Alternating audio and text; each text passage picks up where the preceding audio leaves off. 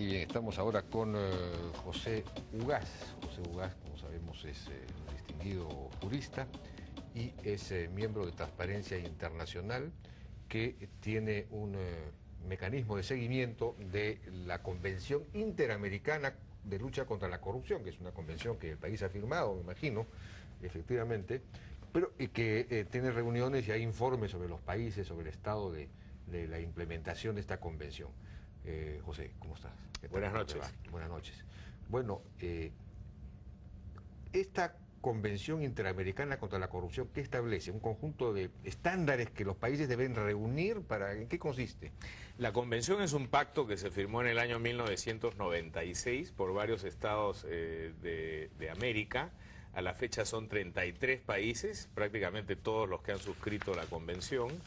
Y a efectos de poder asegurar el cumplimiento de las normas, es como un código de buena conducta donde los países se comprometen a una serie de acciones, se creó un mecanismo de seguimiento a la implementación de esa convención, que es el denominado MESICIC. Ese mecanismo consiste en evaluaciones entre pares. Entonces, cada cierto tiempo se evalúa determinados países por otros países. En esta, que es la tercera ronda, la que se ha dado a cabo del 21 al 23 de este mes en Washington, del mes pasado en Washington, tocaba evaluar a Venezuela, Trinidad y Tobago, Ecuador, Colombia y México. Además de los países que llevan los informes oficiales del gobierno, las organizaciones, la sociedad civil, tienen derecho también a presentar un informe evaluando a su gobierno. El problema que se produjo en este caso por tercera vez consecutiva es que Venezuela no acepta la evaluación que le hacen las organizaciones de su sociedad civil, con el argumento de que como estas organizaciones reciben dinero del extranjero, son organizaciones extranjeras y no venezolanas y por lo tanto... Parte del imperio. Bueno, es el famoso argumento de que las ONGs tienen financiamiento extranjero y por lo tanto no tienen derecho a evaluar. Como Transparencia Internacional, que es la organización mundial más reconocida en materia anticorrupción, que tiene capítulos en 90 países del mundo, entre ellos Proética en el Perú, tiene voz en este tipo de reuniones, decidió acreditarme en este caso como delegado de Transparencia Internacional para solicitar al comité de expertos que realizan estas evaluaciones que se modifique el artículo que le permite a Venezuela bloquear el informe de la sociedad civil. Para que no pueda modificarlo, para que no pueda bloquear. Para que no pueda bloquear, porque Venezuela, a través de un fallo de la Corte Suprema venezolana, ha sostenido que organizaciones que reciben financiamiento del extranjero no tienen derecho a opinar. ¿Y ese artículo ha sido aprobado, esa propuesta de modificación? Bueno, la presidenta, que es una brasilera, ha ofrecido en la próxima reunión de la conferencia vinculada a la convención hacer este planteamiento, que por cierto es un planteamiento complicado porque muchos estados consideran que es un tema de soberanía y no aceptan este tipo de imposición, digamos, de instrumentos internacionales respecto de la legislación interna. Lo que pasa también es que en Venezuela los niveles de corrupción son altísimos, ¿no? Altísimos. Altísimos, y por ejemplo en cada ronda se evalúan aspectos muy puntuales de la convención. Para esta tercera ronda se está evaluando primero si el país ha adoptado reglas para impedir que los sobornos internacionales sean descontados como pago de impuestos. Por ejemplo, tú sabes que hasta hace no mucho en países como Estados Unidos y Europa, los sobornos que eran pagados en el extranjero en nuestros países se descontaban del pago de impuestos. Como gasto. Como gasto. Hasta que vino la famosa modificación que introdujo Carter en los Estados Unidos y eso presionó a otros países. Hoy día ningún país del primer mundo acepta deducir como gasto el pago de sobornos. La convención tiene una norma que pide que los países latinoamericanos apliquen esto. Venezuela se ha negado, esa regla no existe en Venezuela. En el Perú sí. En el Código Penal, hace 3 años se introdujo ya una norma que prohíbe penalmente el pago de sobornos internacionales y por supuesto tributariamente acá eso es inaceptable.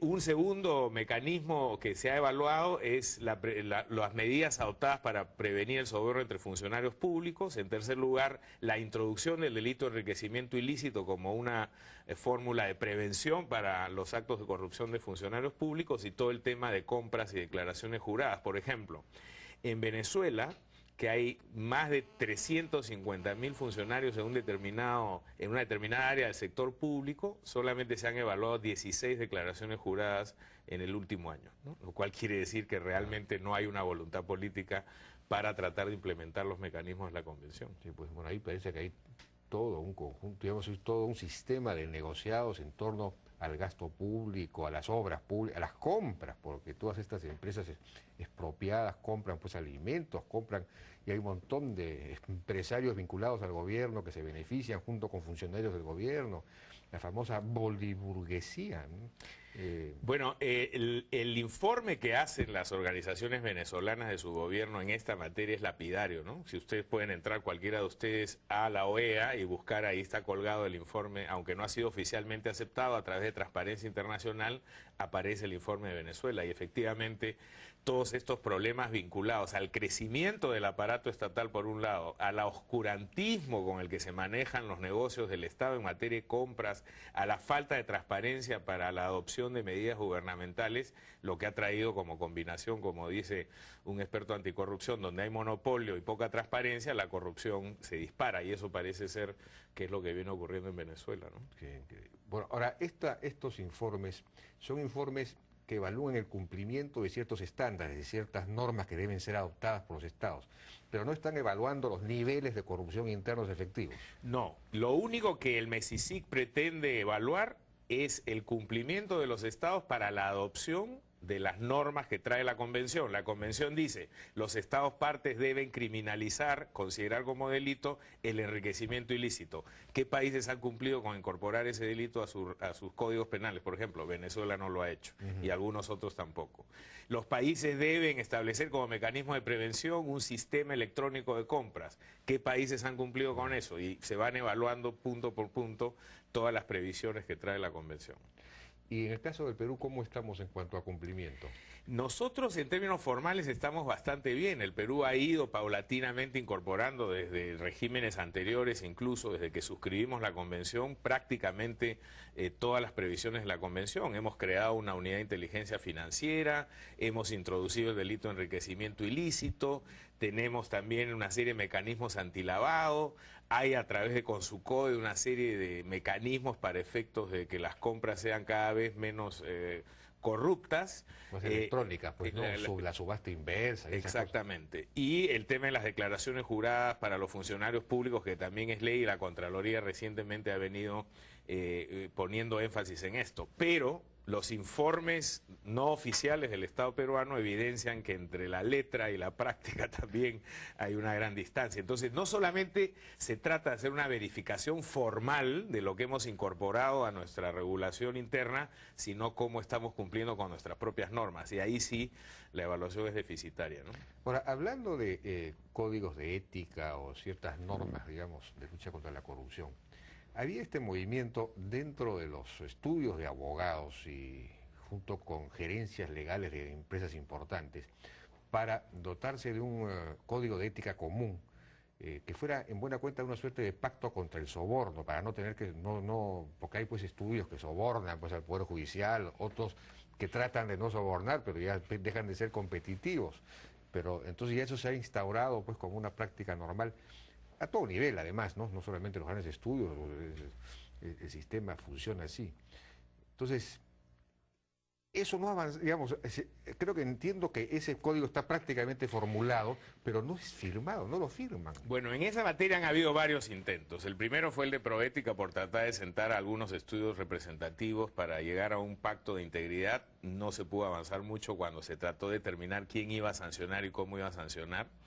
Luego ha venido este gran esfuerzo de Ciudadanos al Día, con Beatriz Boza a la vanguardia, para tratar de impulsar un código de ética que pudiera regular la conducta de los abogados en el Perú. Era un proyecto bastante ambicioso, pero hubo una cierta resistencia del Colegio de Abogados porque era un proyecto que se generaba por gente vinculada a la Universidad Católica, entonces empezaron ahí un poco estos resquemores de dónde viene. Entonces se decidió que ya que el colegio no lo quería adoptar, fuera más bien un código de autorregulación para quienes quisiéramos someternos a él, y así prácticamente ha quedado a la fecha. Ya algunos estudios, entre ellos al que yo pertenezco, han adoptado ese código como un código interno también de conducta de los abogados, y esperemos que eso avance. Recientemente, el Colegio de Abogados con el Consejo de la Prensa también han promovido una suerte de pacto de ético entre abogados para tratar de erradicar el soborno de sus prácticas.